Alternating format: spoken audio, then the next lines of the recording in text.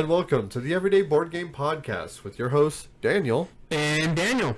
Daniel, it's been a long time since I've seen you. Oh, it's been so long. Yeah. I've actually gone blind for how loud your shirt is. I know. So, to explain the absurdity of this outfit, and yes, it absolutely is ridiculous. Okay, for our audio listeners, I need to describe this to you. No, you can hear it. No, It's this loud. Yeah, it's that loud. So, he's in a tie-dye shirt. That's not loud enough. He's in a tie-dye t-shirt. Yep. Then he has that topped with a bright yellow and black Hawaiian shirt. Yes. That's right. And it's just, and then not to mention he's got rainbow shoes on over here. That's right. That's right. And black dress pants because I got to be professional. Earlier, I also had this yellow tie, and it was like this weird, like almost gold yellow, like shiny, metallic yellow tie with blue dots. It wasn't polka dot. It was like in a grid pattern. It was the weird, but they were different sizes. It was so bizarre. So the reason being is because at my job, I work at an elementary school during the day, and today is a spirit day, and it's like dressed like a hippie. So I put on my tie-dye shirt, and I'm like, you know what? It's just not enough. I need to go wild. And I happen to have this shirt. This was actually an authentic Hawaiian shirt. I bought it in Hawaii at a thrift store, but it was still authentic. Of course you did.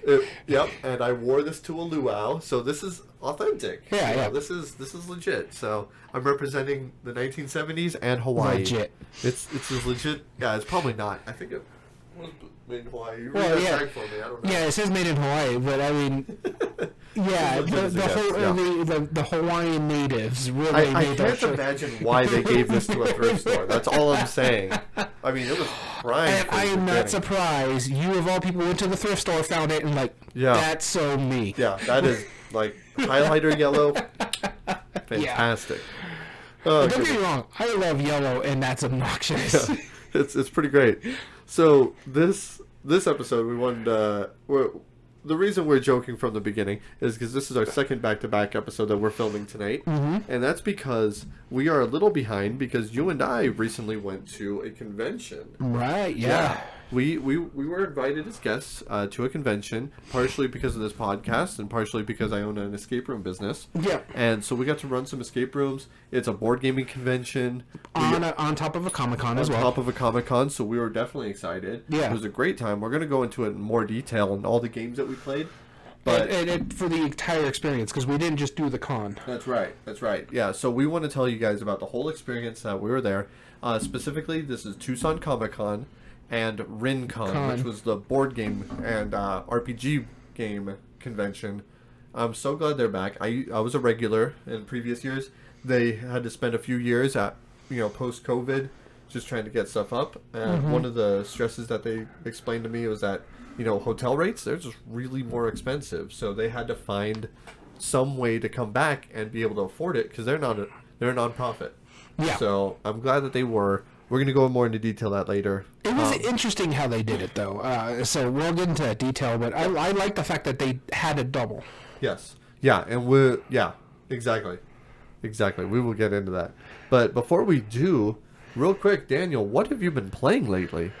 So the first game I'm going to talk about that I've been playing lately was a reskinning of a game that you and me played and enjoyed with our mutual friend Dom, to the fact that I bought a copy of it. Then I found out they made this, and I actually bought this while we were out there at the con. Oh, wow. And this one is Marvel Remix. It's a Fantasy Realm reskinning. Just played it recently this last weekend, actually, and I liked it. I liked it a lot. I really do enjoy Fantasy Realms. This one hits better for me. Okay. Because I like some of the stuff that's working. So you have a couple characters that will turn upside down if you meet certain requirements. So I showed you Thor. There's actually Hulk and Iron Man will also do the flip if you meet certain requirements. And I thought that was pretty cool. And then a big thing about it is you have to either have a hero or ally and a villain in your hand. And most villains score you negative points unless you have them paired certain ways. If you don't, you score 0 points. That's it. And so I really, really enjoyed it. And the thing is like there's two decks. There's a villain deck, and then there's the remix deck is what it's called. It's where the heroes and allies and all that other stuff is. But they share a discard pile, so it still triggers if there's 10 cards in the discard pile. The game ends, you score the 7 cards in your hand. Yep. I like this one a lot. And in fact, the game group I played with, they really, really enjoyed it. Same thing. You're trying to get cards in and out to match up to score as much points as possible. That's it. That's all it needs. It's very simple, very well done. They have a third version of Star Trek. I do want to try it just to see how it is, but I've heard really bad things about that. Reviews, yeah. So, but yeah, no, Marvel Remix, really good game. I really enjoyed it. Awesome. The first game that I wanted to talk about that I've been playing was a Roll and Write remake of a game that you and I first played together a number of years ago at a convention, ironically enough. This is called Rolled West. Oh, okay. It's a right. Roll and Write implementation. Yeah. It's a Roll and Write version of Gold West from Yep. TMG. And so I just got a copy at Rincon, and I was excited to play it because, first off, the components are pretty fantastic. There are small dry erase markers and 4 folding in half boards. That is your dry erase place. So you don't need to laminate anything. It's not paper. It's not consumable. Yeah. It's a really nicely laminated board that folds in half, really compact, and it even comes with a dry erase scoreboard too. So awesome. Nice. But the 4 dice are where it's at. They are nice, pearlescent, gold nugget dice. Yeah. They're D12s, and on each of these dice, there is 2 sides that are gold, 3 that are silver, 4 that are copper, and 3 more that are wood. And so those are the 4 resources that you're going to do. On your turn, you roll all 4 dice. You set aside one of those dice. That is the track that you may build settlements and cities on if you choose to do that. And then you use the other 3 resources for whatever you want. You could fulfill contracts, which normally need more dice than what you have rolled. You can get buildings, which are endgame points in different ways. You can ship the goods, which the first one to ship past a certain mark gets the first time bonus, and they get the more points, where everyone else might get second place if they do that. Okay. And you can also build those settlements, as I said before.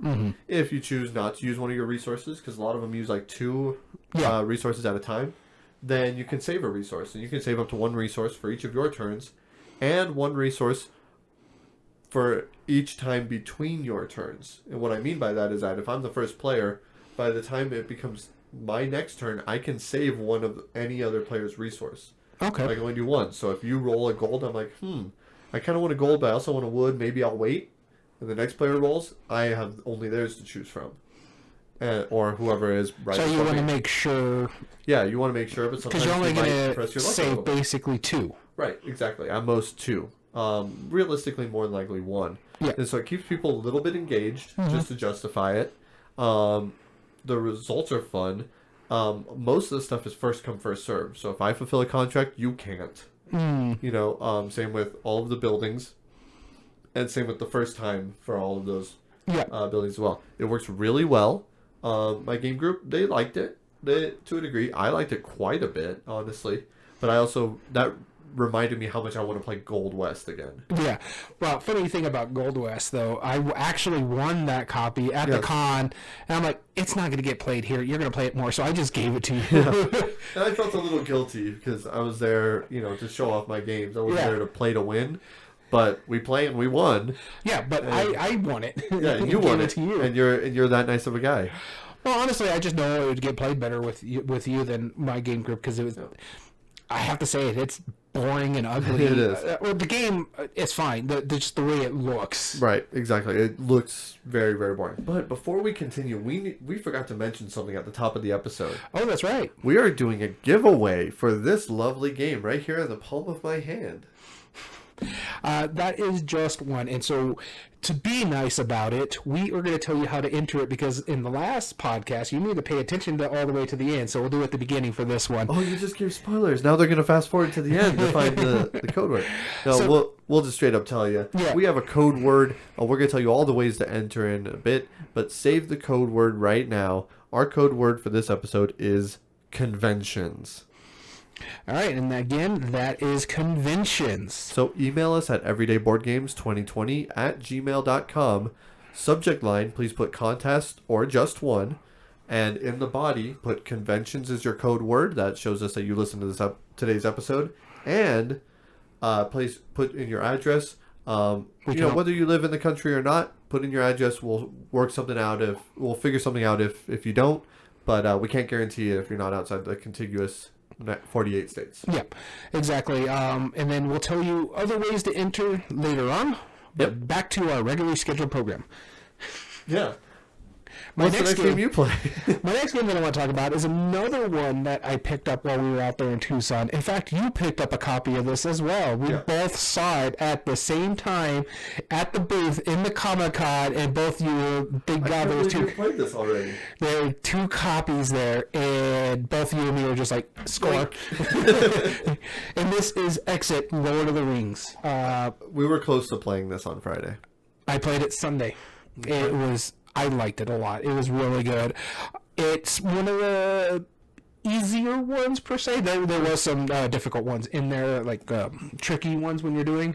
Mm-hmm. I found this one a little bit easier than, say, the Enchanted Forest Exit. I don't know if you've played that one. Yeah, maybe. It's the one that has the tree that looks like the tree from Kirby on the front. Oh, no. No, I haven't so played this one. yeah, we played that one, and then we played this one again because my friends are really good really enjoy the Exit games. In fact, I bought them a couple Exit games from their trade-ins, and so luckily they were still sealed. But we played this one because I'm like, they love Lord of the Rings. I love Lord of the Rings. They love escape room games. I like this Exit series. It's sad that it's only one thing, that you can only play it once, but man, it was so good because it tears up. You can't trade it in and let someone else have that same experience. Yeah. But it was so good. I really enjoyed it. I love the story about it. Yeah. Without giving spoilers, because I like what he was doing. I'm like, that's funny. I like how you're doing this one. Okay. I really, really did enjoy it. We didn't do well. We didn't do well at all. To the point where, like, one of our last ones, we just had to get the solution because we just couldn't figure it out. I think we won in 75 minutes, so we're already over the 60-minute mark. But yeah, no, we got a 4-star. Let's just say in out of 10. Yeah. Oh, okay. On the back of the box it says 1 to 2 hours. So yeah. I get it. It was 75 minutes. We got 4 stars because that. We were actually doing really well, and then the last couple ones where we're just like, we had to do the hints because we're losing time. Yeah. And so, yeah, it was good, though. I really enjoyed it. It had some tricky ones, especially with us. We're not, like, experienced puzzlers. Mm-hmm. If it was, like, you and our mutual friend Jim, I think you guys would be like, done. You never know. But it was good. I really enjoyed it. I had a great time with it, and... yeah, we I can't without getting spoilers. Right. That'll be a future episode. Yeah, without giving spoilers, it was amazing. Good deal. It's probably my favorite Exit I've played so far. Oh, cool. All right. Well, that's how many Exits have you played? Like, give or take. The Abandoned Cabin, the Enchanted Forest. This one, I think there was one other one. I can't remember what it was. So I've only played 4. I do want to play the big box one. Yeah. Because it's like I think that's the one that has a puzzle in it that you have to build a puzzle. Yeah, it's like any of the jigsaw puzzle ones. Yeah. I was so close to buying the Advent calendar one, which I probably will very soon. You almost did. I almost did. I was there. I was very tempted, which we'll talk about more later. So the next game I want to talk about was a very thin box that we actually got from Tucson. It was a game called Paris. The designer is Michael Schock. Oh yeah. This one. It has like it's ugly. Yeah, it's ugly. Basically, the idea is that we are business owners in Paris, purposely building our businesses near bus stops for tourists. That is our whole premise, is the better the tourists, or the more tourists that come to our booth, the more points it's worth. So the whole premise of the game, build businesses on desirable paths. It has some cool stuff going on in it, where all the players, there's a number of locations around the city equal to the number of players plus 1. Mm-hmm. So we played it as a 3-player game. There was always 4 locations. And in turn order, we would take one of those locations and build a business on that. Okay. And remove that tile from the game. But the final location for each round would go into a separate spot, and it would score a point for the business whoever is closest. So, for example, if you had a business on the final one, then since it's on that same city, you would score a point. But let's say you were 2 spaces away instead, and I was 1 space away, well, then I would get the point because I'm closest. This would continue until... at the end of a round, after you do a short tour, it triggers a long tour. Because each of these different routes have different colors of cities that they go through. And you have major intersections where multiple paths go through. So one location in the city might have the green path and the black path going through it. And so the way that works is that when 2 tiles are left over from the round that match the same color, like let's say 2 dark blue, then you do a grand tour along all of the dark blue route. Yeah. And so every major intersection would score.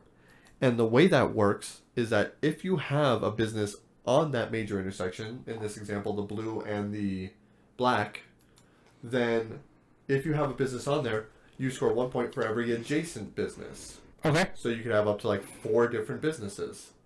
And so everyone does that. So even if I trigger it, you might still score points on that path. And then at the end of the game, you all have a secret path that will also do a long tour through it.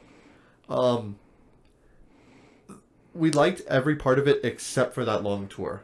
Because you just had to keep in mind, it's like, okay, so I only score points for adjacent businesses if I have a building on that spot, but I don't score points for the business. Okay. And we kept going like, wait, huh? And I think it was just because it was late in the night that my friends were both just like, wow, this is... Kind of like you when we played Merchants Guild. It was tough for us. I'll probably end up getting rid of it, which is a shame because I like a lot of Michael Schock's other games from the same company. I'm just glad you played it with them because, man, that was one of the ugliest games you picked up. And that's saying something because you picked up some Historia games. I picked up 6 Historia games. And, that was tough. But it was kind of disappointing, too. Oh, that sucks. Yeah, I mean, it's sad, but I just, like I said, I'm glad you played it there because that's funny. Out of the game group, we're all known for different things. Like I do like the story-driven games. Sure, I love Dusty Ugly Euros. Yep. Dom brings like the big Kickstarter, and then our mutual friend Bryce, he brings like, which is interesting because lately he's been like going between Amerithrash, Euros, and Euro Trash together. It's it's quite interesting how his gaming has changed. Yeah, absolutely. But that was the second one I wanted to talk about. Paris. You could probably skip it if you see it. Yeah, it's such a shame. I know you were looking forward to it. Me too. The next game on my list is one that actually all of these games that are on my list I played on Sunday, and that was just a few days ago. Mine are all on Friday. So this one is a big one because I bought it in one of our Tucson trips. And a friend of mine, the other game group, that she's a big fan of a podcast based on the RPG version of this game, and that's called Kids on Bikes. Okay. They do a podcast on it that people are playing the Kids on Bikes. Whereas this one is the board game version of it. It's called the Snallygaster Situation. Okay. We ended up playing it because I know she's a big fan of it, and I wanted to get played. About this one. It's intriguing. I like it. I really, really enjoyed it. In fact, it's the second... out of Exit Marvel Remix in this one, there's only one game I liked playing more than this one, and this is, but this one it was good. It was intriguing how it does because you're moving around the board, you're kids on bikes basically. You're trying to avoid the feds because you have a friend who's lost. You're looking for this lost child who's giving you clues. Think Stranger Things, and Will's like basically on another side, and he's giving clues to where they're at. Well, that's the same thing that how this kind of goes, but it doesn't necessarily mean they're on another side. They could just be trapped in a building, and they're being hunted by a creature as well. So you want to stay away from the creature. You want to stay away from the feds. The one we played is the Jersey Devil, so every time he attacks, he's cursing buildings, so you can't go into those buildings. And so it's intriguing. That's what's going on. And the Lost Kids playing cards, that's their turn. Uh-huh. And they're trying to play cards out to let you know where they're at, but they also have to balance that because sometimes the ones that can give you direct clues to where they're at because they're playing into 3 discard piles is also sometimes they're good, sometimes they're bad because they also move the monster. And so they have to mitigate how they're moving the monster and giving clues. Think Mysterium. So they can't say anything. They're just putting these out there. And the main thing you have to pay attention if you're the Lost Kid, pay attention to only the picture in the middle. Don't worry about anything else on that card. Just pay attention to the thing in the middle because even there's writing underneath that as well, and it gives you a location. You're only using the picture to give the clues. I see. Because the top of the card, and when they play the card out for their turn, the top of the card has the monster movement. Sometimes maybe have the feds movement. Then it's the picture, and then there's a little symbol on the side of it. For movement, but that's when they're already rescued. So that's the only time they have to worry about the movement part of it. And at the bottom of it has a name on it and a location, like number 12, the Mitchell's house or something like that. And that's basically where you have to put search tokens, because our thing is we have to find these search tokens, because in the Jersey Devil, we have to get these things up and play a little tic-tac-toe type of situation to get equipment to us, as well as one of the requirements for us to do that. While we're also, because there's usually like 3 or 4 goals. One of them is like, hey, you play this little TikTok thing to help beat that. And then you have to find the lost kid. So you're trying to play the clues and get to the area and search for the lost kid. There's also a doom tracker that is speeding down. If it ever hits the skull, game over. And so what happens is sometimes when the bad guy moves, he'll drop the doom token down because he's putting curse tokens out. Sometimes the feds, if you get caught, you have to run to a treehouse. You move the doom tracker down. Also, if you guess wrong searching for the lost kid, you move the doom tracker down. And the only way you win is you got to find the lost kid for one, and then you have to defeat the monster. Okay. So it's very intriguing. I really liked it. It's like a cross between a co-op and a deck builder, Mysterium type thing, where the lost kid's giving clues, but I'm still having my actions and going across the board and doing my own thing, trying to help out. And it hit really well. I would play it again. I want to see what the other monsters do. It's really good. Cool. That sounds fun. I might have to try that. The next one I want to talk about was also a Tucson acquired. This is definitely a strange board game. In fact, it doesn't have a board. What's funny about my list here, all of these are Tucson acquired, only 3 of them for the last trip. Yeah. Oh, okay, so one was okay. Yeah, wow. The Snallygaster situation one? Yeah. We bought when we went in January. Oh, okay. Fair enough. So this was a weird one. It comes in a very strange sized box. It comes in a box like this size, like lockup, but it's only an inch thick, like give or take. This is called String Railway. And I got this to the table, and the idea is you set up this area. That is the area of the city using this big black string as a loop. And you set up either as a square, as a triangle. Careful, this is a family show. Right? No, you heard me. We played as 3 players, so we had to put it up as a triangle. Uh-huh. And you set up, and what you're doing at each of the corners, like so 4 players you'd have a square, 5 players a pentagon. Yeah. And at each of the corners you put one of your stations. Well, you're trying to build paths from your station to another station. What you draw a card, that's the station you're going to place down, and you must always end one string. So you have a handful of strings. You're each taking 5 turns. And you put the end of your string on either your station or another station that you've previously connected to. Mm-hmm. And your other string must connect to another station. However, you are allowed to maneuver the string into any other stations that happen to have enough room to hold you. Okay. The way it works is that you're going to get a number of points that are listed on the stations that you land on. The one that you place down. Sometimes you can own one, which will get you more points. But then, at the beginning of the game, you also set up 2 other features. Okay. There's a brown loop string that you hand to somebody and they put out, and that's the mountain range. Family show. I don't get the reference, but all right. And then there's a thin blue one, which is the river, and you put it down. Anytime your string crosses over any other strings, that's -1 point for that turn. So, because you're going into different mountain ranges, and so you can cross the paths of other players' strings, so you're purposefully putting these strings down to like hug these features just to really mess with people, or putting stations down that there's not enough room to connect to it. You're putting that in the way of everybody else on purpose, and it turns out like this board is just weird. One of your strings is twice the length of the other one, so you have 4 short ones, 1 long one. It sounds like shenanigans. It's so shenanigans, but it's really fun. Like, out of all of the games we played that night, and we played like some epic games, we played, some immersive games, all this stuff. My mutual friend Jim said, hands down, that was his favorite.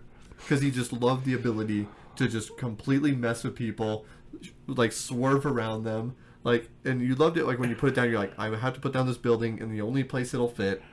it's going to give me like 5 points, and I want to go through these other 3. Okay, fine. I'm just going straight through the mountain to do it. It's hilarious. So that's the thing. We talked about it on our last podcast, that we played some fun games and we played some serious games. But sometimes the fun game trumps the serious games. Yes. And because, case in point for me, when I was talking about like Kemet and Feast for Odin. Yeah. We played them in back-to-back weeks. Feast for Odin's fine. It was a good game. I really enjoyed it. I probably would score that like an 8 out of 10. Yeah. But I enjoyed Kemet more because it was just much more fun. There was something about it that was just... Yeah, it didn't have to be good. It was fun. And I wouldn't score Kemet more than Feast for Odin. It's either an 8 or 7. It's not up there. But it's not like a 9 or a 10. It's just, moment. Yeah, it's fun. And that's what this one you're talking about. And yeah, it was making me giggle. Ridiculous. Yeah, it's something that I genuinely... And I didn't play it. If that sounds interesting to you, I'll bring it over sometime. It's ridiculous. Sounds ridiculous. And I used to own like String Safari. Right. I used to own String Safari, which is along that same idea, and I didn't like it. It wasn't very good. But String Railway, awesome. It's an awesome game. All right, so I'm going to talk about my last game. It is actually the one I enjoyed most playing. It's probably not the highest rated for my list here, but the one I enjoyed the most. In fact, my game group really dug this one, and this one's Little Devils by Stronghold Game. It's a small trick-taking game. Depending on the number of players, you're only playing out through a number of cards, and for a 4-player, you're only playing from the numbers 1 through 36. And it's common knowledge. It's like, hey, 37 above is out. You're only playing 1 through 36. Mm-hmm. And the big thing about this is you don't want to take tricks. Yeah. Because whoever takes the most tricks, in a sense, they could possibly lose. It's because on those cards, there's little devils on them. There could be 1 devil, 2 devil, 3 devil, and there's sometimes 5 devils on there, and 4 as well. But you want to take the least amount of those devils, so that means you don't want to win as many tricks. So you want to be smart at how you're playing. And the way it works is the person who's leading, or it's usually the person who had to take the last trick. And it's I like that mechanic because it's where they won't take another trick, because you're just playing the cards out. So they won't take back-to-back tricks and screw themselves over. So they play their 1 card. So let's say they play a 7. The next person decides if it's going to be above or below that number. That's right. That was the cool twist of it. Yeah. And so say the next person's like, you know what? I'm going to play a 5. For that. So we have to go under it. The thing is, if someone plays the 6 between the 6 and 7, they're safe. Whoever scores plays the lowest number takes the trick. Yep. If they're playing the higher, whoever plays the highest number takes the trick.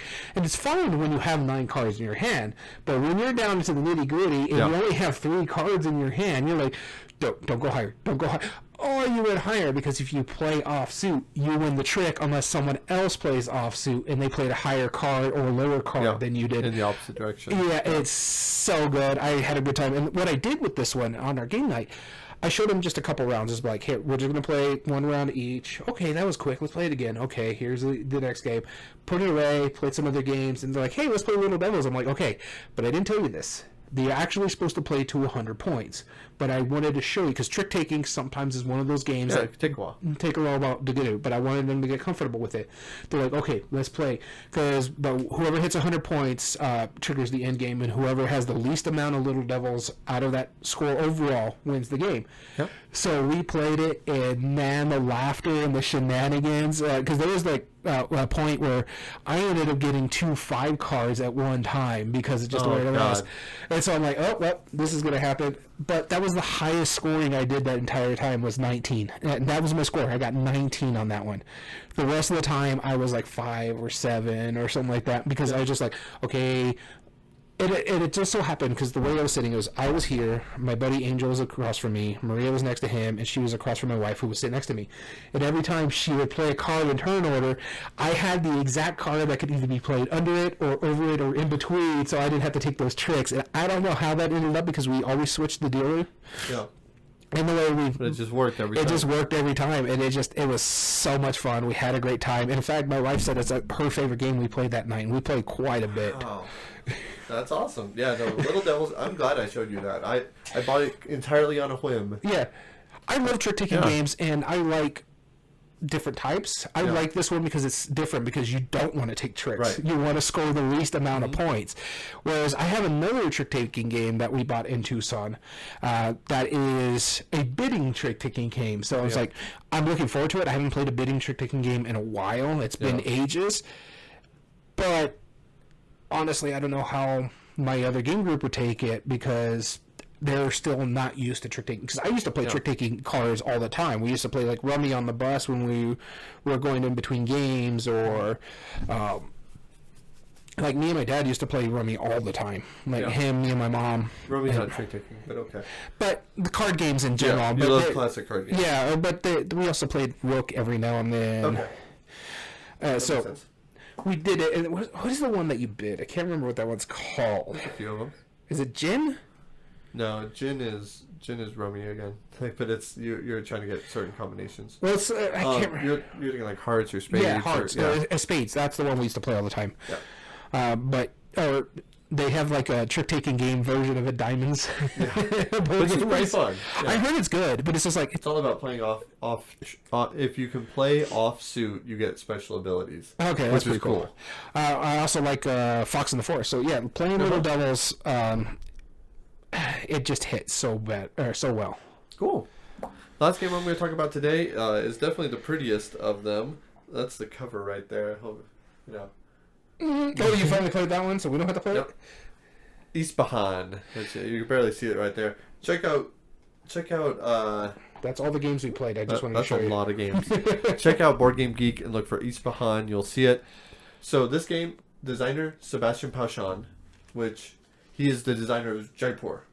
Okay. And he works for a lot of those companies. He's made quite a few games. Sobek 2 players. He did that. Sobek? Sobek 2 players, yeah. I thought the Sobek 2 players was Bruno Cathala. And Sebastian Pauchan, yeah. So yeah, he's starting to be more on my radar because I love Jaipur. I think it's a brilliant game. So this game, you have Persian like village called Ispahan in the middle of the board, and there's a road, one that goes north-south, one that goes east and west, and in each of these quadrants of the board, you have what are called souks, which are basically businesses. Yeah. And you're trying to supply these businesses with goods. And so what makes it interesting is that one quadrant is the smallest, one is the biggest, and then the other two are smaller. Like then there is a size difference because the bigger one is easier to supply goods to, the smaller one is more difficult. And I'll explain how in a minute. Okay. But what you're trying to do is if you supply goods to all of the stores or all of the businesses in the souk of a specific color, like let's say I get all 4 pink ones, then I'm going to get a certain number of points at the end of that round. Which it's all listed right there, anywhere from like 4 points or 3 points to like 12 for like the more difficult ones. Okay. So the way it works though is really quite brilliant. At the beginning of every round, there's 9 white dice, and you roll these dice to place on like this like tower board as it's called. And there's 6 sections to the tower board. On the bottom there's the resource camels. On the top there's the resource gold. And then the other 4 in the middle are the 4 regions of the board. Okay. So the very first number, let's say I roll 1 1 1 2 3 3 3 a 4 and 2 6s, whatever. That probably isn't 9 dice, but you get the idea. Let's say I never roll a 5. The first one you do, you put the lowest number that you rolled, all of those dice on the camels. The next one you take the highest number that you roll, regardless of what it is, and you put it on the gold. Everything else you build from the bottom up. Okay. So if you don't roll all 6 numbers, that 4th region that I was telling you about, that's really small but most valuable, gets no dice. So you can't even take the action in that. So each of those regions, you can take an action, which normally are based on how many copies of that dice there are. So if I roll 3 1s, I can get 3 camels. Okay. Because that's where it goes.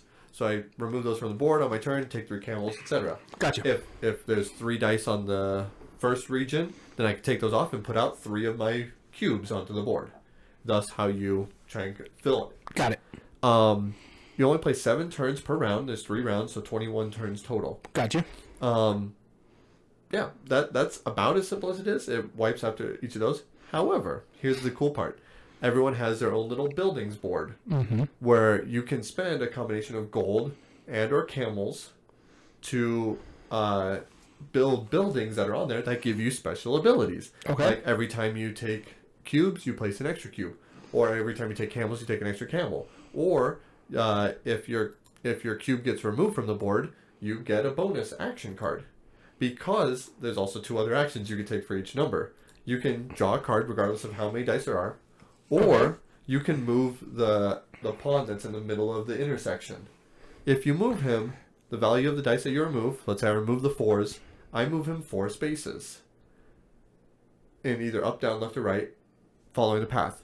I can also bribe him, give him gold, to make him move fewer or more spaces. That's because if he lands it next to a building that somebody has a market or a cube token, that gets removed. Okay. And it instead goes to the caravan, which is worth points immediately, and points at the end of the game as well, and at the end of each round. Okay. So, even though I break your majority, I'm still giving you a little bit of consolation prize, right? Gotcha. But you can expend camels to prevent that. So that's the purpose of the camels.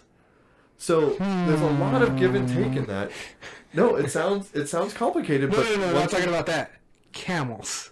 Yeah. Well, I know it's because the caravan has camels on it. No, but I'm saying because it's the same guy who did Jack Poor. You were saying exactly. I was half expecting a dead panda somewhere. But now here's also the cool part. There's another use for the gold because it is more valuable. You at the beginning of your turn, if you're rolling the dice, you have 9 white dice. You can spend up to 3 gold to roll that many yellow gold dice, and add it to the board as well, and thus giving every player more options. But you have to spend your gold to do it. So it's awesome. This game was awesome. I really liked it. You know what makes me sad about this? That was the prettiest one that you bought, and you've already played it. No, Spirium is probably prettier. I seen it. Okay, maybe no. East. It's a new cover for East, and that one's pretty. It's like a nice little pretty landscape. Yeah, I'll show you later. It's pretty good. No, I remember seeing all of them, and I'm like, I'm not saying they were great. the camel was nice. The camel was yeah. No, Isfahan. I was very happy with this game. It is awesome. It plays really well. It's an enjoyable experience. You're engaged every player's turn. You're constantly hoping they don't screw you over by ruining your majorities. You got to do what you got to do. Hopefully you have enough time to do it. Jim was building all towards just completely messing people over, and he easily did that. And then it was Jim is the chaos variable. He is the chaos variable. I liked it a lot. I can't suggest this one enough. I think this is one that most people should try. Okay. I was genuinely impressed with it. With that being said, let's talk about our trip. All right. So we recently just went on a trip to Tucson, Arizona. We're a 4-hour drive away. Stupid hot. It was which is weird. 10 literally 10 degrees hotter. 4 hours away. We're both in deserts, and they were still in the hundreds in September. Yes. Yeah. So it was ridiculous. Right. Exactly. It was pretty rough. Early September. But let's talk about. Let's give a rundown of the whole trip. Yep. We went for a number of different reasons, but mainly we went for Rincon. Yep. When we got there, we left early morning on Friday. The convention didn't start till 3 o'clock, and we also couldn't check into our hotel till 3. Yeah. So you and I went straight to a store called Bookman's. We've mentioned it here on the podcast before, so yeah, it's what we do when we go to Tucson. Yep, that's true. We go to 3 different Bookman's. There's one on the east side. There's one in Midtown, which is on the same street, Speedway, but I mean they're like 6 miles apart. Yeah, but it's the same street. And then there's another one on Ina Road, which is the north end of Tucson as well. Not to mention we also had food in between there too. We did, so we'll talk about that. We first went to the first Bookman's, which I got. I want to say only about 4 or 5 games. I got 2. Yeah. And then I got a couple. No, because I didn't even get any for my friend yet. It was the other one that we. Because I was also selling for my friend that I mentioned earlier, Angel. Exactly. Because he doesn't get the Tucson. He's like, hey, this is what you guys do. I'm like, yeah, we could do it. It's fine. And what made me interested in that is that they didn't accept a trade for a copy of Puerto Rico, which I was trading in my extra copy for. Yeah. And I was like, really? You guys don't want Puerto Rico? They're like, yeah. They're like, it's a great game, but it just, for some reason, doesn't sell very fast. So check back in with us later. Maybe we'll accept it next time. I was like, oh, that's weird. And so I traded it to the next book. And so they were like, yeah, we want Puerto Rico. That's a great game. Yeah, so... Which is awesome. There's a gamer in that other one. We'll talk about that in a minute. But the first Bookman's, I picked up 2 games there. I picked up City of Iron First Edition, Ryan Lockett game, and I also picked up The Godfather, Corleone's Empire. One I've been hunting for a while. Yes. I've been really wanting to play this game, and when they had a full copy in there, I was like, yes, dove at it. yeah. I specifically bought I bought a game for a friend who was looking for one, so I got that for him. Yep. But the one I remember, it was a Planes expansion for the AEG. Yeah. Yeah, I don't remember which other ones I got from that one.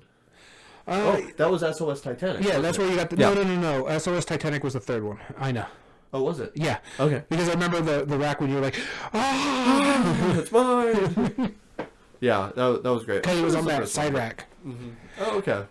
That's cool. And then we went straight to the other one. Yeah, the other one on Speedway, and we thought we passed it, and then it's like, oh, there it is. Yeah, what's weird about it, and we always talk about this every time, and it happens every time to us.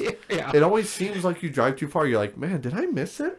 And then you finally, okay, there it is. And it's not until you realize, like, deep inside, just for a moment, you're like, wait, did I miss this? That it finally pops up. Yeah. It's so ridiculous. So, again, we traded in some stuff there. I also traded my buddy stuff at that one. And the reason why I wanted to talk about this one specifically is because there's a board gamer in there. Yes. There is a copy of Bruges, and both you and me were thinking about it. We considered it for a moment. But because we were like, wait, we're getting the reprint. And then we saw the price. And then they even put on the sticker OOP, out of print. Yep. This thing was $120 for a card game. Yep. And then we saw a copy of Mombasa. Yeah. Which, also out of print, $130. Which, technically, it's not out of print anymore. It's just, you can't get that specific copy. Right, exactly. Which, I mean, if Sky Miners is there, why... Right, yeah, well, that's the same reason why we didn't pick up Rialto that we saw, or Bruges. Because we're getting those soon, hopefully soon. Exactly. Next few months. Yep. Kickstarter. Hopefully. So after that, we were pretty hungry. Oh, yeah. We ended up going to Firehouse Subs that we happened to see on the way. Yeah. Both of us were getting kind of cranky, too, because we were starving and it was hot. Speak for yourself, sir. I don't get cranky. Yeah, it was good. I got a grilled cheese. That was good. I got the Italian. What I wanted to make mention of this too is because at the Speedway one, there's a Jersey Mike's there that we ate there last time, and you and me were both disappointed with that one. We hated Jersey Mike's. I didn't hate it, but it wasn't that great. Like, it's at the bottom of the barrel. They messed up with grilled cheese. I'd rather go to Subway than Jersey Mike's. Yes. That's saying something. Yeah. But man, Firehouse Subs, that was. Yeah. That's awesome. The workers were, they couldn't figure it out because, like I told them, like multiple times, no tomatoes, no onions. What did I get on my sandwich? Sure enough, right? And then you confused them with grilled cheese. Yeah, no, I was like, I just want a grilled cheese, and they had like asked a manager, like, how do we do this? It's like bread plus cheese and hot, like at hot. That's all you gotta do. Yeah, no, it was good. We had a good time. We were laughing on that at that point. Right. Then we get to the Ina one, and that's when we like just went to town. Especially you. Because we had the rest of our credit. We're like, all right, let's spend it. It's gonna be a while before we get back up here, and I didn't want to save it, so exactly. Picked up Monster Crunch. There was another game that I played on that game night. Oh yeah. What'd you think? I'm probably gonna end up selling it back. It's not bad. Yeah. It's a fine game. It's fine. I thought the same thing when I played it. It was just too simple. Yeah.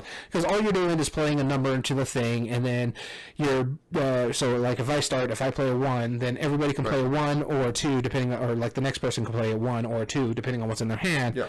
You're gonna have 12 cards always in your hand, or you're gonna draw up 12 cards every round. You're only playing 3 rounds. It was fine. It wasn't. I would rate it probably a 5. It was average, especially for a Prospero Hall game. To me, it was okay. Yeah. But I picked up that there. I also picked up. I can't really remember what the other one was. Go Nuts for Donuts. I haven't tried that one yet. Did find out that I'm missing the 1 cardboard in Go Nuts for Donuts, but it's fine. Token. Yeah, 1 token. It's fine. All the cards are there, so that's a good thing. That's good.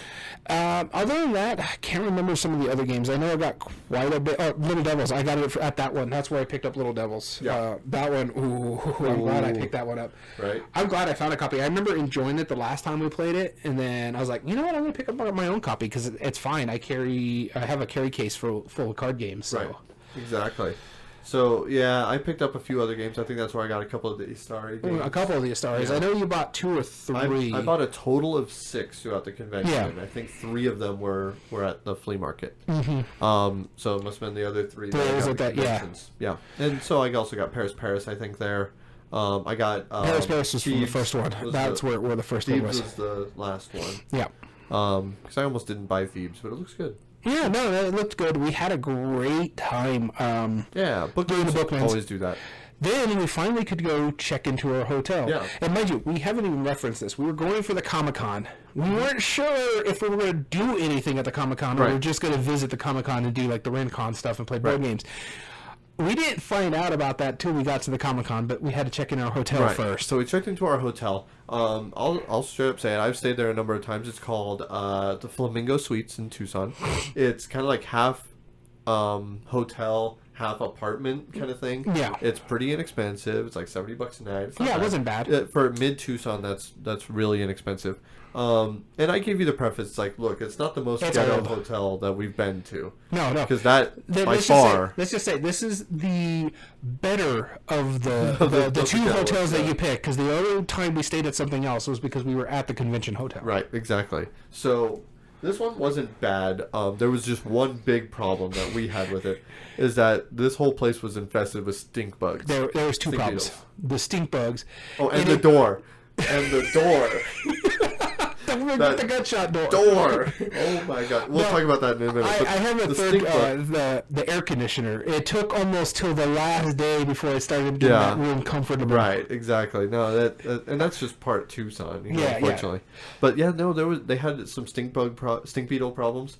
At one point, one was crawling on me. 4 of them in a room at one point. Yeah, something like that. I had to grab like bags and throw them out. Yeah, it was there was quite a few of them there. And I think it's just the time of the year. Well, that too, and it was like there was one in our bathroom. When I was using the restroom, I'm like, "You stay over there. Don't come near my pants." Yeah. Oh, I will fight you, beetle. I will fight you. Yeah. That was pretty annoying. But I mean, mostly, there was no cockroaches or anything, so that's good. Yeah, stink beetles we can deal with. Yeah. Like he went into the sink. I'm like, you stay there. We're good. Yeah. Don't you come out, man. Don't you come out. And then, but the gunshot door. Oh my god. So their door, the hinge is coming a little loose in that specific room. And so it wasn't even the hinge. It was the hinge, but it wasn't that it was loose. It was the corner of the door. They didn't put it in the right spot. So the top corner of the door is just rubbing. Yeah, it was rubbing, and it was like pulling the wood a little bit. So every time you open it, it was... It sounded like a gunshot. That's why they called it the gunshot door. So it's like you're sitting there laying in bed and you're like, I have to go to the bathroom, but the other guy's asleep right now and I don't want to open that door. Yeah, I don't think you would have woken me up with that though. You would have woken me up. I would have woken you up. That's what I would have gotten ready to get up and fight. Who is it? That was terrible. And then so we finally checked in the hotel. And then at that point we decided, let's go to the convention. Yeah. So we went to the convention and it was packed. Yeah, and then and rightfully so. We were an hour late because we had to check in. We didn't get there till 4 o'clock, and it opened at 3 o'clock. Where we had to park at the church across the street. But what people don't understand about the way the convention center worked is that the main parking is on the southwest side? West side. West side. And then that's where the main entrance is. Whereas we had to park was on the opposite side, the east side, and there's also an arena in that convention center for their minor league hockey team. So we had to go around the box office. Well, first off, we had to cross the street. We parked at a church. We had to cross the street. Not too busy, but it could be busy at times. Yep. Across the street, 4-lane road, get across, go through another parking lot slash... I don't know what you would call those, but like when you get into the parking lot, they have like the fountains and stuff like that in there. Little foyer. Yeah, for the parking lot. Yeah. And then you go through there, and then we get to the building, and it's like, no, you have to go all the way around here. So we're like, okay, it can't be this long. Mind you, it's 107 degrees. Right. You're going around the building in the direct sun because the sun is like right there. Yep. And it's hot, and you're going around the building, go down some stairs, keep going, you see the line, you're like, okay, there we go. We finally get in, we go through the bag check, we didn't have anything with us. We get in, we bought tickets to the Comicon. Yes, we bought for the entire weekend. As a customer, as an attendee. And we go in there, and So I was invited, to clarify this, I was invited to run my escape room business, which I co-own with our mutual friend. And the big thing about it is we didn't know anything about it until we showed up. Yeah, and then you're like, let's we go knew to the that it exhibitor. was a thing enough to bring the stuff, but we're like, we don't know what kind of badges we're gonna get, what kind of acceptance we're gonna get. Yeah. So let's go to the exhibitor booth. So we had to get checked in as customers, and then go to the exhibitor booth, and then have an admission badge to be exhibitors. So we technically paid when we didn't have to. Yeah, exactly. Which was fine. Yeah. But the big thing about it is like, oh crap, we left all the stuff back in the truck. And the big thing is, they had a clear bag policy, which is understandable. Sure. But they wouldn't let exhibitors go through there. You had to go through the exhibitor entrance. So here's the problem. The opposite side. So here's the problem with it. We had to go back the way we came, go all the way to the vehicle, grab all our stuff, come around again, and have to keep going around and go to the south side of the building to come into the exhibitor side. Right. And we couldn't just go like south and then around the building. No, it was on the other corner. Yeah, it was like literally the opposite corner from where we were parked. Yeah. So we had heaps of stuff that we had to bring in, all my equipment. The escape room thing, the shade, the hide, the escape room situation. Yep. And all of our because equipment, everything. we couldn't go through there because we didn't have a clear bag. It was a canvas bag, so they're very. We couldn't go through front entrance. Yeah. They're being very strict about it. They won't let you through, and we're like, oh God. Yeah. All right, mind you, again, it was 107 degrees. This is 4 o'clock in the afternoon, the hottest part of the day. By the time both of us got in there, we're like, man, this sucks. And then we had to set everything up. Yep. And so then after we finally got that, now the location that we were placed, we found a good location, and the organizers of the convention. They found a spot with us. It was a great spot. Under the stairway. It's a 2-story convention area. You enter in on the top level. That is where the Rincon gaming area was. Unless you're an exhibitor. Yep. Then you go down a floor. Yeah. And then you go downstairs to get to the floor where the exhibit hall is, and then that's where the panel rooms were. Underneath that grandiose staircase was like this odd area where they were trying to figure out where to put something. We came in with the idea, it's like, hey, I can run an escape room here. And they were like, well, that's out of the way. It probably won't be super loud. They were wrong. Yeah, well, I'm sure it was way quieter than the exhibit hall. I don't disagree with that part. That would be really tough, but I was fine with that. Yeah, when people were walking down, or if there was a big crowd going to a panel, sure, it was loud. The big thing about the escape room experience, though, is that you need to listen to stuff. Yes. And when people are coming down in like big groups of them, it was like boom, boom, boom, boom, boom. Some people were like, you just see them like leaning. Yeah, leaning towards the tape. Yep. And so that was silly, but I couldn't have asked for a better spot. Like, I mean, no, it was great. Everybody said you needed to do a Harry Potter escape room, though. Right, exactly, because we're the people under the stairs or whatever the reference is. Yeah, I thought that was funny. We had a great time. And then at that point, we also met the runner of Rincon. Her name is Karen. I want to give a shout out to her, and of course, a thanks for inviting us. She did a fantastic job, and all of the Rincon staff seemed like they did an amazing job with the gaming part. Because during the game, during the convention, Rincon was running their own separate game rooms, and they would have one room for TCGs, they'd have one room for minis, one for board games, and one for something else that's escaping me. And so they would have these rooms set up, and all of them are having games at the same time, and it's a really easy system to go on the Sched app. It's like schedule, but without the ULE. Yeah. You can go on there and you can sign up for games. Made it interesting. There was definitely some confusion with the tables, just because the same numbers were in multiple rooms. And we'll get more of that when we get to the next day. But Karen did a great job. Oh, yeah. She was a really nice person. Some of the nicest people too. Like the entire con, Tucson Comicon people as well as the Rincon people. There were the two people who I got in contact with on Tucson Comicon. They were beyond pleasant. They were beyond pleasant. They were awesome. And they were just super nice to us, and you could tell that they had a real passion for what they were doing. Okay, so yeah, the people who run the convention, you can tell they're really passionate about what they do, and it was just an overall fun time.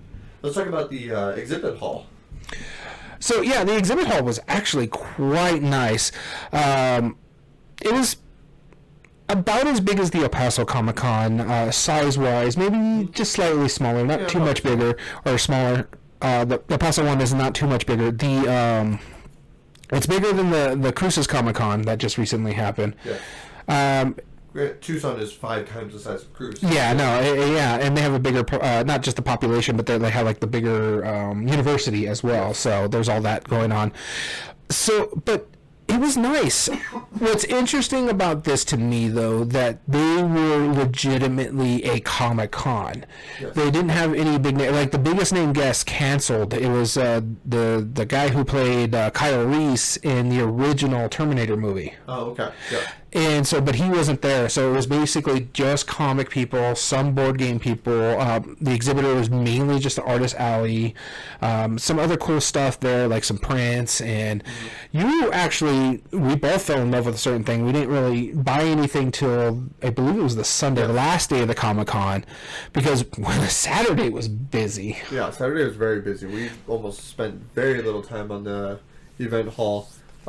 Friday we just kind of walked around and looked at stuff because it was the quieter day because it was the first day. It opened at 3, it ended at 8. Yeah, we didn't have anybody run the escape room, so we just called it at an hour till went through, and it was only a few hours that we were there, so that's understandable. But yeah, there was one item specifically that you and I both really liked. Yeah, and it was like this terrarium. Terrarium. But it was in a Pokeball. Yeah. And they had a Pokemon and then all of the plants and everything inside of it. And it looked like they were in their natural habitat. Yeah. There was a whole bunch of really great ones. I ended up getting a Snubble for my family. How'd they like it? Oh, they liked it a lot. So my thing is like, I should have bought one on the first day if I was going to buy anything because that's where they had the most. But you can also, they gave us a card. You could find them online and stuff like that. I just can't remember the name. But they were nice. There was like a Froakie. They had a Snorlax, a Munchlax. There were some that were just the terrarium. Some had like fairy lights in them so they can light up. Right. If those were cool. Yeah, those were really cool. They had a really nice Absol one. But I was like, yeah, we just don't really have shelf space to display these. Where would I put it? And so I ended up buying a print for the wife, and you actually got a kick out of it. You were like, "You're gonna get her that," and I'm like, "Yeah," because she really loves that game. Yeah, and that print, you're going and tell them what it was. It is the Black Hand from Skyrim. So it's I think that's what they're called, the Assassin's Group. She really likes that, and it's just the Black Hand. It says "We know." Yep. And yeah, she adored that one. And I did a grab box too, and I got picked up one. I'm like, this is perfect for my friends. They really, really love WandaVision, so it was a WandaVision print. It was good. And I also bought myself a pin. I want to get a pin board on the wall behind me over here. Right. This way we could put all this different stuff because I have like a Pandasaurus one down here. I have a Thunderworks one, or for role player. So I was like, I want to display these. These are really cool pins. Right.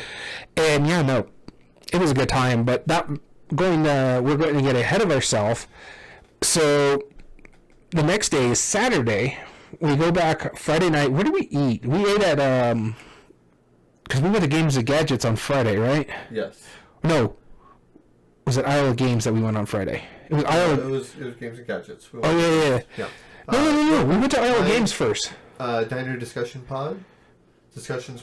Nice to meet you. We went to Isle of Games first because we were near. No, we did because I remember it was Saturday when we were at Games and Gadgets and we were dying because it was hot in there because the mall was shut down. That's right. And we went to Isle of Games first because you talked to the booth on Friday. Yes. Because you were looking for a specific game and he's like, "We have a copy." Yeah, it was completely spur of the moment. I was like, "Hey, by chance, do you have a copy of King's Dilemma?" And they said, "Yeah." Like, well, we'll look. And I was not expecting anything, but I was like, if I find it somewhere, I will buy it. And he said, we have one copy. I'm like, wow, I don't want to buy it right now. But now that you've said it, so we ended up driving a few miles over to Isle of Games, which is on Broadway in Tucson. The store was massive. Well, okay, it's not massive, but their game selection was massive. It was easily the most games per store I've ever seen. They had more games than most game stores twice their size. Great selection, a lot of good stuff. The staff super friendly. Yeah. Bottle of water for 50 cents, amazing. Needed in that.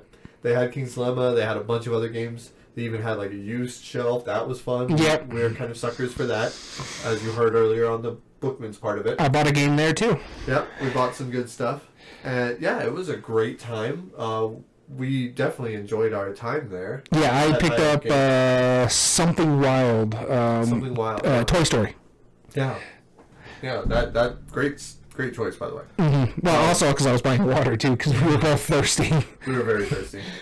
And then afterwards, we had dinner. Why I remember this exactly is because we were trying to figure out where we're going to go eat. We saw a place that was popping every time we went. Yes, there was a restaurant every time we drove by it. There was multiples, and yeah, used shells rock. I couldn't agree more. We drove by this restaurant called Guadalajara, and there was probably about 3 or 4 in town. And every time we drove by, late at night, no matter which one, because we drove by several in a day, and they were just full. And we ended up, like I was saying, we got there like 3 or 4, and like at 2 o'clock, every time we passed one, it was full. We passed them by the convention, full. We passed them by Isle of Games. So we made note of it. We're like, oh wow, this is bumping. But we didn't go there for dinner that night. We ended up going to In-N-Out Burger, why I remember it is because it was in the parking lot of the mall where Tucson's Games and Gadgets is, and that's what I'm like. It's funny that we're eating here, but we didn't go there. Yeah, fair enough. Yeah, and we got our normal stuff. Went back to the hotel. We're like, man, we're ready to play some games. No, we're not. We were exhausted. Mind you, we had been moving since 6 o'clock in the morning. We didn't get back to the hotel till like a little after 10. Yeah, 10 or 11. Yeah, Tucson time. Tucson time, which is 11 or 12 our time, because Arizona doesn't do daylight savings. Right. So we crashed out. Now let's take a quick pause, because we went to Saturday all day. We knew better. We went in through the correct entrance this time. We got an early parking. Good parking. Space. Yeah. Good parking. Still expensive, $10 for a car, but I guess it could be worse. Yeah. And then we went in, and we ran a total of 9 runs for the escape room, or 9 runners, which is great. You know, because at a previous convention that I had been to, I had ran 3 people the entire weekend. What was even more interesting about that is that you were also doing something else. So this is the first time I ever had to run this system. That's right. And we normally wouldn't have, but we taught you how to run our escape room with at the convention. Yeah. And so you got to see all of the inner workings, and you gave me an actual pretty good compliment. You were like, now that I see how you've done this, you guys are crazy. Which I take as a huge compliment. No, what I liked about it, well, the big thing was I already knew it because I was one of the playtesters when you were doing it. That you've taken some stuff out and put some stuff in, but I got the gist of it because I remember playtesting it. And so I'm like, yeah, just if you need me to, just show me this way. We could just run it while the con's going when you're upstairs. Because again, we've talked about how you're a board game designer and you're showing some stuff off as well. And you're like, okay, this is what we did. But that was another thing we were going to run on Friday night. You were going to show me how to run it before we got to the con. But we were so tired. We get there. We had an hour before everybody showed up. So you're like, this is how it works. This is what we do. This is how you do. This is how you set this up. This is how you set this up. This is what's going on. This is for this. This is for that. And I'm like, okay, I get it. I'm like, just let me watch it like 1 or 2 times before you go. And you had to, Yep. And he was like, boom, boom, boom, boom, boom. This is how you put it back together. And for me, I'm a big hands-on learner. So seeing it run and then doing it by myself was fine. And I actually did, I think, 2 or 3 while you were upstairs. Yeah, exactly. So upstairs while I was demonstrating my games. So let's jump into that part. At Rincon, one of the other things I did is I demonstrated my games. There was 2 games I showed off. One was a game called the Imperial City of Rothenburg. That is currently in prototype phase right now. I'm still looking for it, and hopefully I'll find it soon. But yeah, it's a midweight Euro game. I don't want to go into too much detail, but yeah, dice drafting, worker placement, not worker placement, but like resource management, area control, even a little bit. Yeah, there's a lot going into it. There's a lot going into it. It's a heavier Euro. So, yeah, we definitely confirmed that. The people who played it loved it. They loved the mess out of it. There's 3 players, and then we played a game called Matches, which is coming to Kickstarter soon, and from Thing 12 Games, and I was showing it off, and the people who played it fell in love with it. They all scanned my my QR code to sign up for the email notifications, which if you haven't done so, go to Thing 12's website, sign up for the email. They don't sell their emails at all. Yep. And I'll just tell you when the Kickstarter runs, so check it out. Hopefully soon. Hopefully soon. And yeah, it great reviews of it. Brought it back down. Ran some more escape rooms. All said and done. There was a couple other booths that we spent a little more time at this time. Yeah. I went over to, there was one real quickly that I went to called Omni, the trading card game. Yeah, that's right. Cool art, really nice guys. They showed me the whole demo. Whenever I look at any trading card game, though, of course, you can't help but compare it to Magic the Gathering. Mm-hmm. And so as he was explaining, I'm like, He was like, I'm just waiting for him to explain, this is like Magic, but ... Yeah. Which is an ongoing joke from us. But he was like, all right, have you ever played Yu-Gi-Oh? And I was like, whoa, okay. No, I haven't. I was like, I might have played it once back in like 15 years ago, but no, I don't think I have. He was like, well, I don't really know how this compares to Magic, but this is how this works. And he started explaining, I was like, well, that was refreshing. I like how you did that. But he said that there's a Kickstarter running right now, so I'll just give him a shout out. Any trading card game, if that's your jam, go check it out. Mm-hmm. They seem like really cool people. So, and then we saw one booth that was gorgeous art. Oh yeah. Stunning art, and it was on Plexi. Acrylic, yeah. And the woman who was there, she was telling us about it. She was like, "Yeah, this is acrylic," and she just smacks it full force. You had almost had a heart attack. This loud sound throughout, like echoes through the hall. And mind you, it's also loud too. People just stop and look like, what just happened? And I was like, you did that on purpose, didn't you? She's like, absolutely. Like, that is one of their selling techniques. Like, look how durable this is. Whack! You know, it's like the same people like who have like that spray sealant stuff. Yeah. Put it on a screen door and like swim it out onto a lake or whatever. Yeah. Like, that was the equivalent of this. It was it is hilarious. Yeah. But after that, the con was nice. We took what we needed out of the thing, but what was nice about it, we left the stuff that we didn't have to worry about, like the prop for people to take a picture with, the screen. We just took the actual escape room with us every time we left. And then we had dinner at that Guadalajara place. Before that, though, right at the end there, they were having a very big event. They were having a costume contest in the room directly adjacent to us, which was for a while the inclusion. Was it the Saturday? No, it was the Saturday. Yeah. That was an inclusion and quiet zone, so people could go in there, be calm, relax away from the craziness of the con. And then they turned it into a costume contest, and there was this massive line.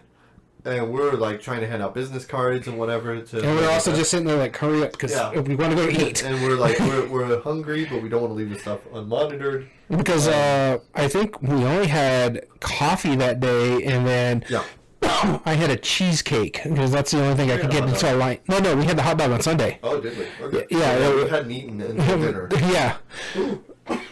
And so that's where we're like waiting. Okay, come on, let's go. And then it's funny, on Saturday, I have to mention this real quick. There was people that came down and wanted to do the thing. I was like, no, we're running it right now, and then this is going to be the last one of the night. I was before. No.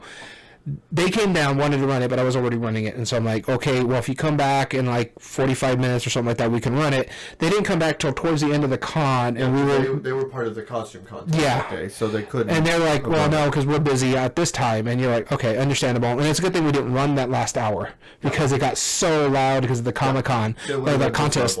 Yeah. So we finally broke off and went to go eat. Yeah, I met up with your brother. Yep, he lives over in Tucson as well. Had a great time with him, and we finally went to that Guadalajara restaurant. Oh my god, that food was so good. Especially, there's a reason it's packed. They make salsa right in front of you. Yes. Now, mind you, if you want hot salsa, don't get it. It tastes good, but it's not hot. Yeah, it's not nearly as hot. Like, I mean, we're from New Mexico, so we understand hot chili. Yeah. This, like, my brother ordered, he said super hot, please.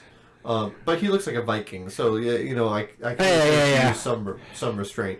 But yeah, I tried it. I didn't need water. I just went with, I think it was the mild, because I didn't want to. You went medium. I went medium because I didn't want to deal with the acid reflux that you get sometimes with salsa. Because my Pepsid that I use was at our hotel room, which was like clear across town. Right. Exactly. So, but no, I've never had fresh salsa literally made right then and there. It was so good. Delicious. That's one of the best salsa. It's a little expensive. Yeah, but I was fine with it because I had the carne asada steak. It was not the fajitas and stuff like that, but they also gave me some rice, some beans, and sour cream. What I really liked about it because they gave you fresh homemade tortillas, and then with the beans, those tortillas are so good. And then with the beans, they gave you chorizo on top, and oh man, I'm a big sucker for refried beans and chorizo together. Right. And I was just making my own little taco with it. I was like, cut up the meat, put it on there, put some beans on there with the chorizo, put the sour cream, the rice. It was just so. And those tortillas were amazing. That was probably one of my favorite things there. The beans with the chorizo and the tortillas because it's homemade, fresh, hot tortillas. So good. Then then that night we decided to go to at least one more game store. Yeah. We went to a game store that's in the Tucson Mall called Tucson Games and Gadgets, which I have been there multiple times before. And they have a bar in the back of it. They have it's more like a gamer tavern. Yeah, the best way to describe it. And they literally keep a security guard at the front, at one entrance of the door, and that's the only way you can get to there. He will ask you, it's like, hey, where are you heading? You go to Tucson Games and Gadgets. Everything else is roped off. It's literally that's the only spot in the mall that's open. It's a bit weird. It is a bit strange, like because we went there and they shut off the air conditioner and we were burning. Oh god, it was ridiculous hot. But like we wanted to stay there and maybe play some games or something like that. Right. And both of us were just miserable. Yeah, it was. Mind you, we just ate too, so it didn't help. We were slightly food coma. And no, I mean their game selection has always been pretty good. Oh yeah. And what it looks like from the bar in the back, I don't drink, but it seems like a really fun time for those of you guys who do. We do encourage you to go check it out. Yeah. Between the two stores, I don't know if I have a favorite, but I've always been kind of more of a games and gadgets person. Well, the thing with the games and gadgets too, it's like in our vicinity. When we normally go to Tucson, we're hitting all three of the Bookmans. And what the thing about this is a lot of times we're going there and people want to go get in and out because it's a treat for us. We don't get in and out here. So there's literally one right there by the games and gadgets. So it's like win-win. Board games plus in and out for us. Right. So it's perfect for us. Exactly. I ended up picking Marvel Remix that I mentioned about earlier here, and I was like so happy to get it because you don't really see it out in this area. I finally had picked up a copy of Fantasy Realms like a month before, and then I saw this one. I'm like, well, I got two now. And I picked up Don't Llama Dice. Yeah, and mind you, and some Dominion upgrade packs. Listen to everything we've just talked about. We hadn't played a game once. We haven't played a game once yet. We went for a board game con. We had plenty of games. We have not played one at this point. Yeah. So it wasn't until this Sunday that we finally played a game. Saturday after everything, we just kind of cruised around and just tried to take in the sights, but we didn't really do anything. Like at a point, we were like, we're going to this side of town to go do some play board games or something like that, and then both of us it just hit us, and we were like, no, we're just going home now. We're done. So then after Saturday, Sunday comes around. Yeah. The shortest day of there. Last day of the Tucson Comicon, but not the last day of our convention events. Yeah, because we still have more. We still had more. So Sunday got significantly more players of the escape room. We had a total of 24 players who played throughout the entire time. Yeah. They all had a blast. One of my good friends from middle school came and enjoyed and had some of the funniest commentary I've ever heard. I can't repeat it because one, it's colorful, and two, it gives hardcore spoilers, so I can't do it. Also, but the ones almost in tears. The group that we were talking about last time, they were actually our last group. They finally came up, and they were like, "Oh, I'm like, we just started this." But we will stay, because our last one was supposed to be like at 4 or 5, because there was only an hour for the con left. And we're like, if you come back by this time, I think it was like 4:20, we will stay and let you play this. Yeah. And so they came back, and they were sitting there waiting, and they were our rock star. Yeah, they did so good. They were not the fastest group of that. Out of all the groups, there was a couple, but they were very well experienced in escape rooms. Yeah. They beat it with like 20-something minutes remaining at the time. Then our last group beat their record. Yeah. Mind you, the first group only 2. This one was 6? 5. Yeah, so it kind of makes sense. But it was their first time experiencing it. Yeah. And in fact, there was only 2 experienced escape room players in that group. 5, yeah. yes. So it was a good time had by all. Not much else to say other than... Oh, this is when we bought all our stuff, too. You bought your terrarium, and I bought my prints. Yep, exactly. So we had a great time. After we left there, we went downtown to... Oh, well, no, we forgot to mention one thing. Yes. We did play 2 games while we... Yeah. We played Something Wild, and we played Don't Llama Dice, which, if you like Llama, Don't Llama Dice is a great implementation of it. It's a better implementation of it. If you don't like Llama, you might still like Don't Llama Dice. Don't Llama Dice gives you a little bit more... Yeah, a little more agency. I feel like it's a little less control, but there's still some legitimately weird... Like there's... almost no choice. I love a lot of choice. I love the push your luck aspect if you're the last one in. Yes. Do I keep going or do I take all this and score? I like if you roll the 3 dice, and even if you can give away all those cards, do you still want to? Like because if you don't, because you have to, just in order to potentially not bust later on. And then also, what was nice about it too is like if you have multiples of say a 2, you can either give them all away depending on the dice you throw. Like if you have 2 2s, but if you choose to not do it or you don't roll a 2, but you have the 1 and a 2, and you're like, okay, I'm done. You only score 3 points. The 2s don't ramp up; they only count for 1. Yeah, each card you only count 1 copy of it. So you could have 20 llamas, which will be 10 points each. It's still only one of them. I don't know how you would get 20 llamas, but sure. This is exaggeration. But those were finally the first 2 games that we played. We've been there since Friday. This is Sunday. This is Sunday. But then afterwards, we went to dinner again. We went to a place called Snakes and Lattes. You might have heard of it. You might have heard about it if you know board games. So I really enjoyed this. We actually played some games there. Your first time. This is my first time. I've been to the Tucson one, but mine. I had been to the Snakes and Lattes in Phoenix. I enjoyed the food. The food was good. I had a burger. The coffee was okay. It could have been better. It's Snakes and Lattes. You think they would do the coffee better. I got a cold brew, and it was very bitter, and cold brews are not supposed to be that bitter. Yeah.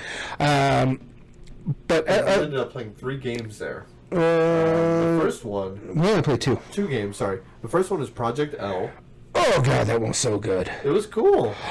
The best part about it is when you complete something, normally you would get rid of it. Yeah. This game, you get those pieces back, plus a bonus one.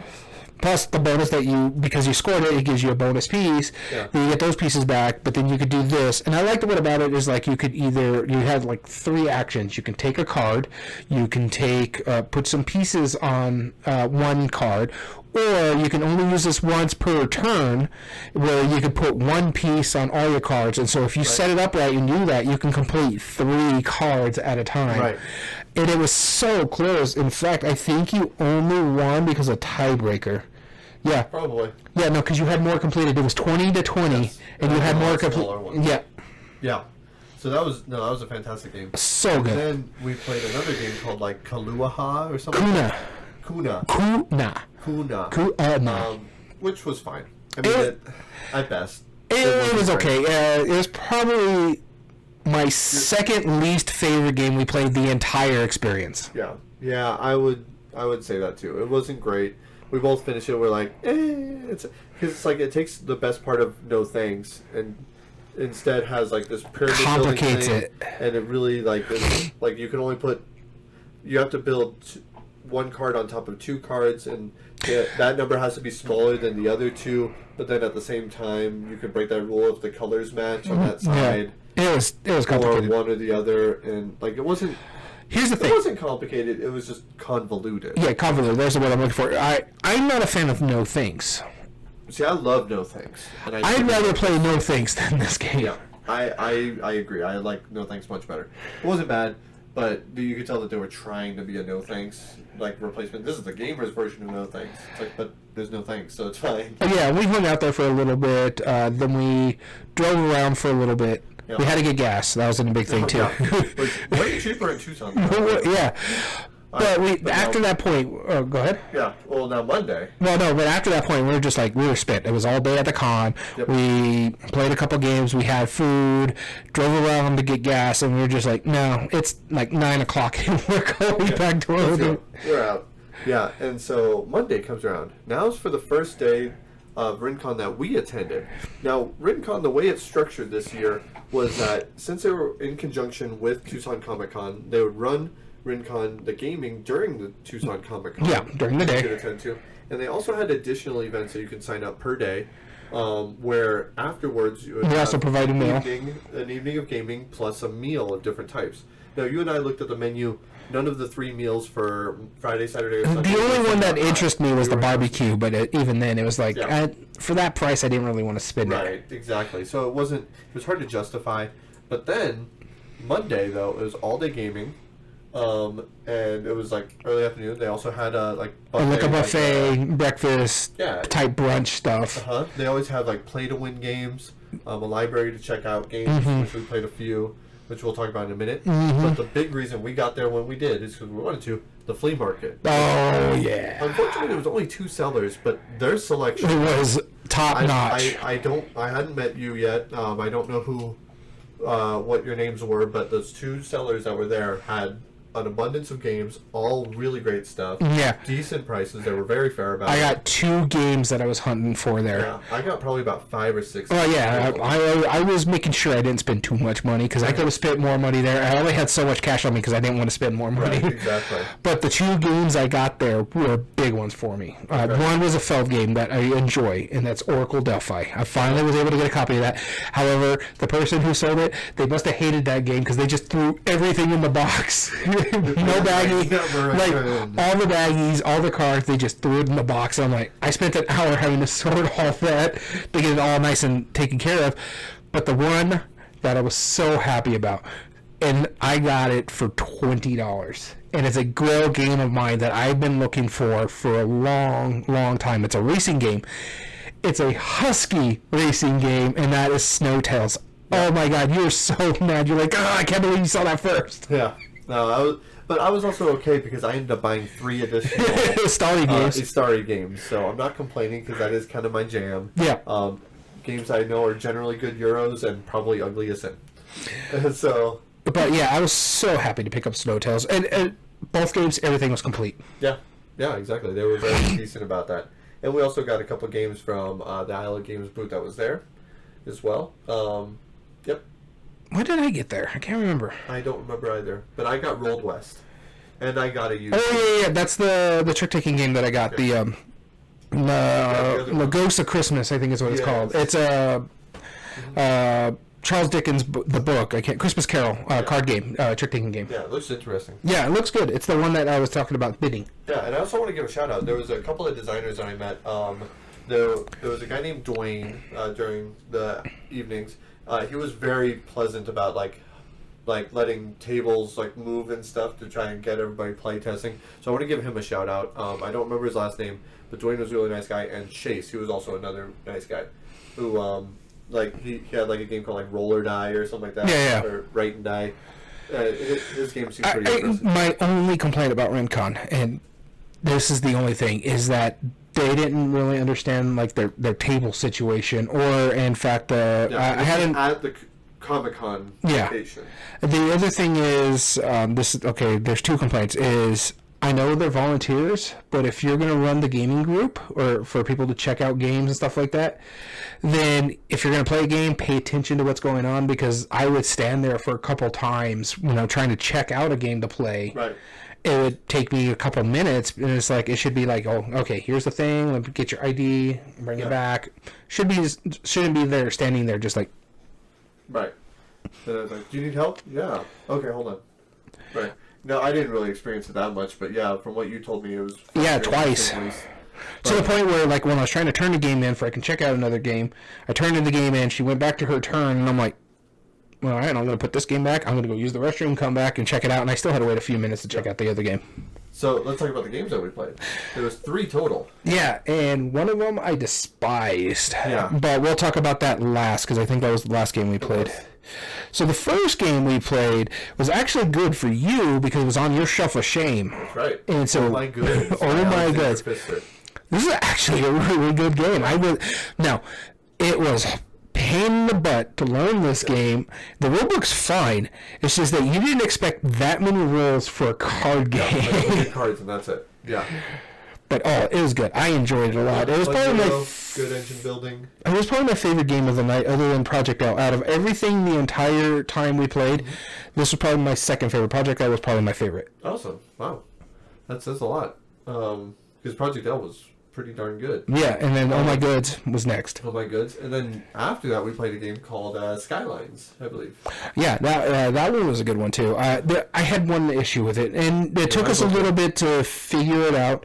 It's just like because you're building skylines in a sense, that's the name of the thing, but like one-story buildings or one or two level buildings, they had one window in the middle of them because the one window the one level and the two level buildings. Almost the same color for us. Yeah, the only ones we could find was the high rises, which were orange. Yeah, and then the other ones were blue and purple. So, but all in all, it was actually a really good game. Enjoyed it a lot. It was probably the only one I won the entire night. Yeah, the entire time. I won something wild. No, we tied to something wild because we had people. So we just call it a tie. But yeah, it's the only one I won. It was a good game. I enjoyed it. The colors were a bit of an issue. If I could find a copy for cheap, I probably would pick it up. Yeah, me too, probably. And then our last game was one that you and I have been very excited to play. Because we love the other games in this series. Yep. Except for me, I don't like the stained glass one. Yeah. Azul Queen's Garden, the fourth in the series, and we finally got a chance to play it. It sucked. I hated it. I couldn't stand it. Oh my god. Be honest. Like, okay, we disliked it for two different reasons. Yeah. There was this one woman who came and helped us, and if for some reason she happens to come listen to the podcast, thank you for helping us out. Yeah, long, yeah. And we were a little tired, but it was convoluted. It made something that's so simple to one of the. And the thing is, I was really looking forward to this one because I'm like, I kind of like how this goes, like the snaking thing, and that's fine, but.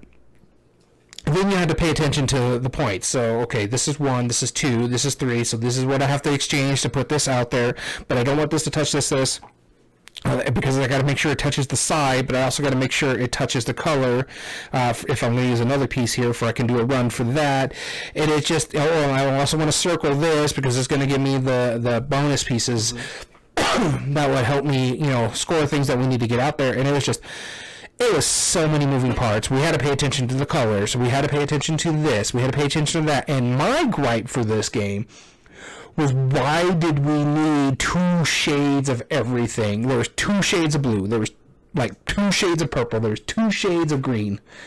It was ridiculous. I had at one point towards the end of the game, I was just done. I was tired of this crap because I was like, no, that one's lighter than that one. I'm like, God. I'm trying to put this on the board, but I can't because I'm using this color, and I can't use this color because they're the same colors. It was just so frustrating. Like, all the tiles, like, you could see the differences in the tiles, but the printing on the boards, those were slightly off, and enough where they were legitimately hard to tell. So I couldn't put this board out there for me to get more stuff out there, and it was so frustrating. Yeah. And see, my argument, the colors didn't bother me too much. It was so many of the different considerations you had to do, and I love complicated games. Yeah, I love complicated. Yeah. Azul's not that complicated, but I don't like it when there's a lot of just different exceptions and conditions and stuff. Yeah. It's like, you could do this, but keep in mind one of those tiles has to go in there, which is the same as the third one. Yeah. Fine, okay. But you always have to use, if you're doing the same symbol, you have to do different colors, or if you're doing the same color, you have to use different symbols, and there cannot be any duplicates amongst any of those, regardless of which one you're putting down. And if you're putting down one of your hex tiles, that also counts as a tile in addition to that, and so you could discard it in with this, but only if you did it. And then you have jokers, or if you surround stuff, you could do that, but you can only put groups together, and if you have a group, then it has to be the same restrictions, that either the same color and different numbers, or the same number and different colors. And then, but there's no numbers on the tiles because they're symbols instead, so you have to remember which symbol is which number. Then you're constantly looking, going, okay, well, I have 5 of these, which one am I missing? Oh, I needed a blue one. But wait, I can't put a blue one because I need a butterfly, and the butterfly's right here, and it's right next to it. Now I've broken things, and now I hate it. It's so restrictive. Yeah, and it leaves you a lot of oases in the game, because you're like, okay, I got to just put here, this way I can get stuff on the board. Yeah. But it's not going to score me anything good. I will say one thing I liked about Queen's Garden is every time the round changed, there was 3 things that were going to score for each of the rounds. I liked that little dial. That was the only thing I liked about that game. Here's my argument against it. This is the biggest thing that it does differently than all the other games. Every other game is about filling stuff in. Mm-hmm. That's the whole point of what you're doing in all the Azules. In the first Azul, you're filling in your grid. Second Azul, you're filling in the columns. Third Azul, you're filling in your stars. Yep. This one is that you want to go on runs. It wanted to be rummy. Creating weird Quirkle. Yeah, it wanted to be rummy. Is what it was. To be rummy. Yeah, it was just.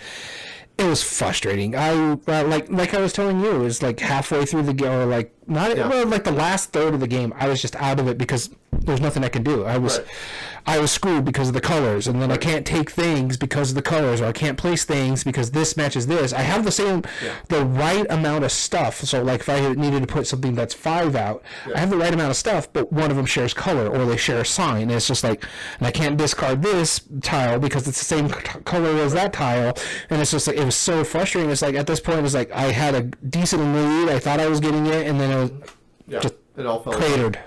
Yeah, and so if you like this game, I get it. I understand why you would. Mm-hmm. That was just a really frustrating experience for us that we were like, okay, let's just leave.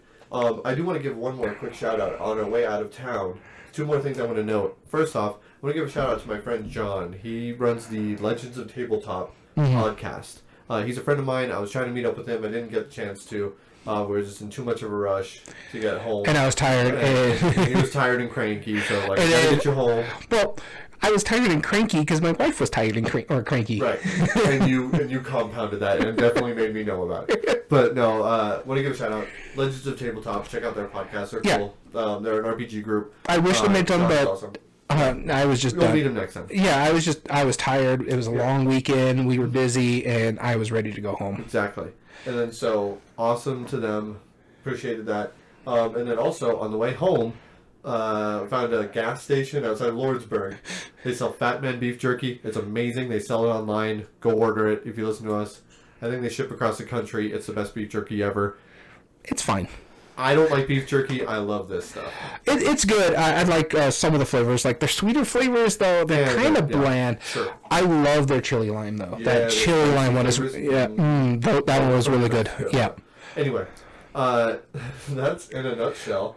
Came back with so many games. How would you rate, on a 1 to 10 experience, how would you rate your time for this whole convention as a whole? Having now been to Gamma with me. If I had to choose between the two, I'd choose Gamma again because that was really fun, especially because you're meeting other designers. For con wise, I would get it an 8. The trip was great. I'd give the trip itself a 10, but for just doing the con and some of the other stuff, and of course I got the cranky butts on Monday. But I would give it an 8. Just there was some stuff that I had issues with. Some of the games I hated.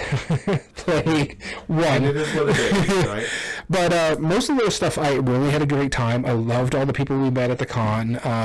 Claire, my friend some of the people. Brother Eric. Your brother Eric. Oh, I met Eric all the time, but I really enjoyed having dinner with him. He's got such a dry wit. It's hilarious. Yeah, he does. Just talking in general, the food, some of the food that we got there, like the burger, snakes and lattes was really good. The Guadalajara was my highlight when it came to food. I got in and out a couple times because it's a treat to me. I don't get it all the time. I'm not one of those people like, ooh, In and Out. I'm like, yeah, I want to go to In and Out because I don't get it all the time. But if I had it here all the time, I wouldn't eat here all the time. Right. Kind of thing. But all in all, I would give it an 8. Like I said, there was some stuff that, like the stink bugs, that was an issue for me. Yeah, and other than that, or in the murder door, because every time you just open that door, you know it's coming, and it's still like, just, good God, man. It doesn't get any easier. No, it doesn't get easier. Yeah. But other than that, no, I had a great time. All right, good deal. I'm glad to hear it, man. Speaking of which, if you're interested in meeting up with us, there is a possibility you can meet up with us in a couple of weeks. This will probably air around the time we're going to be out there. You can, if you're in the Yuma, Arizona area, YumaCon. Yeah, we should be there. If everything goes as planned, we'll be there, and hopefully we'll be able to film a live episode. Yep. But before we do that, let's give one more shout out to this game because we're going to give away I've talked so long. Yeah, for me. I'm tired. copy of just one, we're going to give away a free copy of it. We said this at the beginning of the episode. Email us. We'll go over more details right now. But if you ever want to contact us directly, joining one of our live episodes, like our friends So Very Wrong About Games and Diner Discussions Pod, check them out if they have podcasts. I'm assuming Diner Discussions Pod does, which is awesome. So thanks for showing up. If you subscribe to us on Twitch, you'll get notified every time we do a live episode. And by following us on Twitch or subscribing, you can actually be automatically entered in a chance to win this game. As well as all video re-uploads are found on YouTube at Everyday Board Games 2020. And if you like what we do, there are 3 things you can do to help us grow on the platform. Subscribe if you're not. Like the video and comment down below and tell us your thoughts on the subject.